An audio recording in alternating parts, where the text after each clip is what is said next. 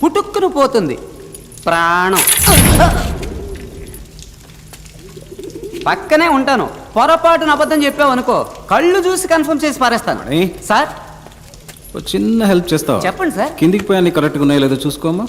అంటే ఇప్పుడు నన్ను ఇక్కడి నుంచి వెళ్ళిపోమని ఇండైరెక్ట్ గా చెప్తున్నారు సార్? డైరెక్ట్ గానే చెప్తున్నా. అవమానించారు కదా, నేను కిందే ఉంటాను. సరే వెళ్ళు.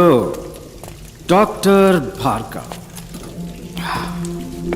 యాక్చువల్గా 2 సంవత్సరాలకు ముందు నేను ఈ కేసు టేకప్ చేసినప్పుడు ఒక నేరస్తుని పట్టుకోబోతున్నానని ఇంట్రెస్ట్తో టేకప్ చేశాను. కానీ ఇప్పుడు నాకే అనుమానంగా ఉంది.